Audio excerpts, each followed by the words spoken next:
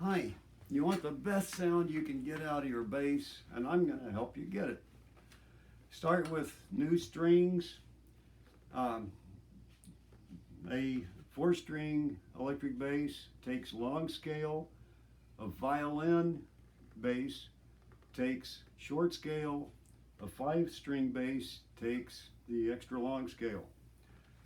Okay, a radical idea. I use stainless steel strings, round wound, light gauge, and basically I'm setting this thing up really bright, which normally would be maybe objectionable.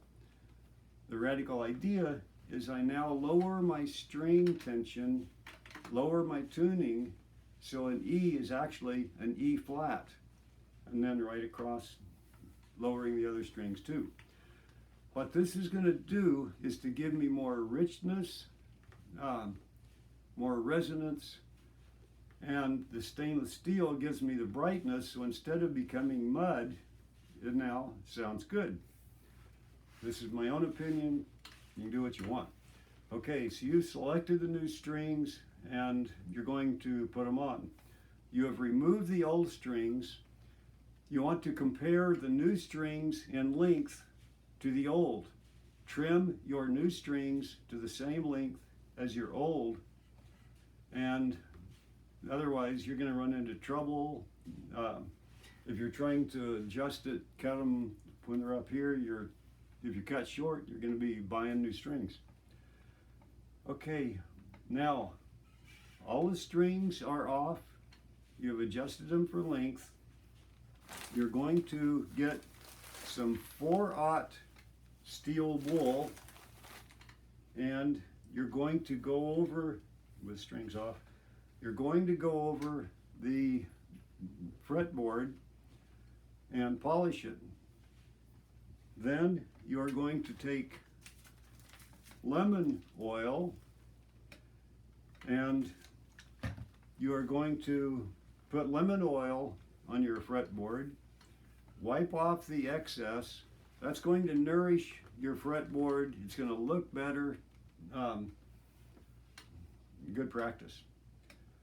Okay, now you're going to put your new strings on and bring them to pitch. The first step next is to adjust your tension rod. You're going to put a capo on the first fret, and you're going to push down on the last fret, and in the middle you want to feel there should be a slight gap.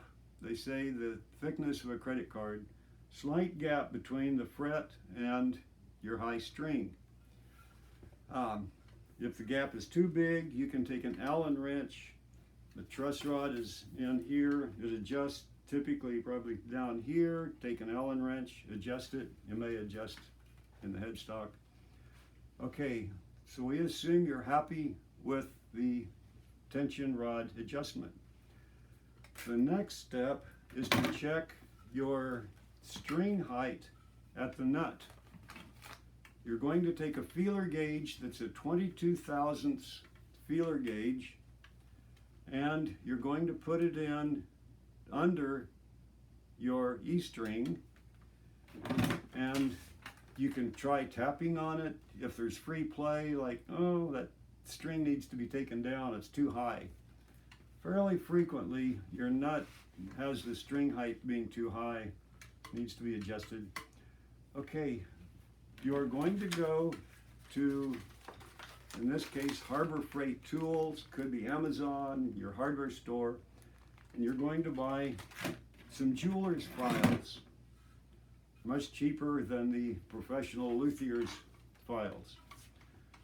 I really like this one that they include, very fine, the right size.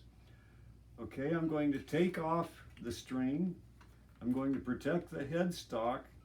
I'm going to be filing at a slightly downward angle pointing towards the headstock. That's why you want to protect it.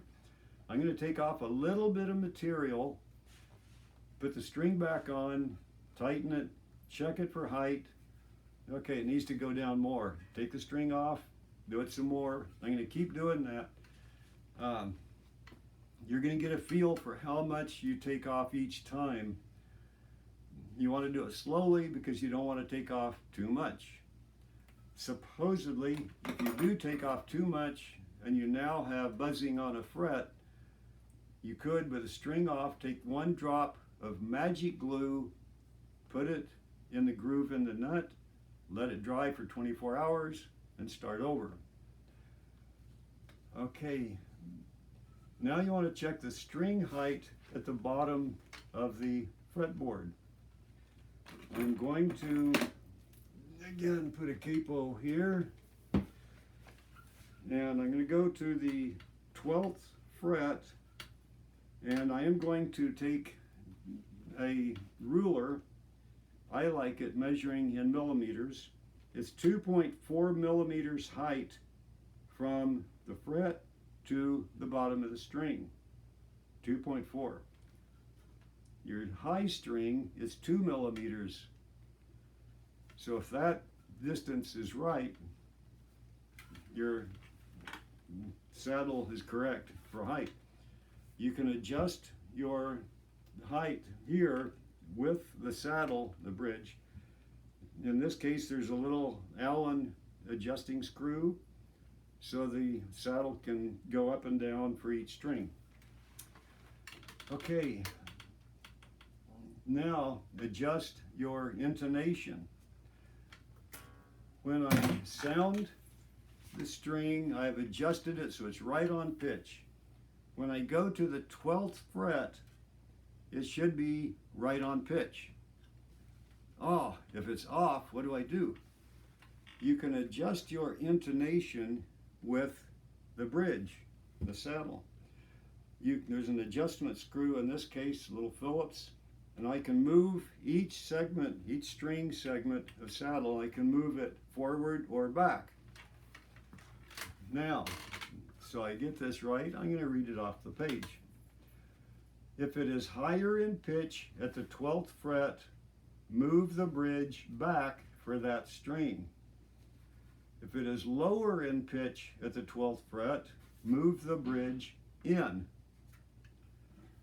Okay, the last hint I have in the setup is concerning your amp.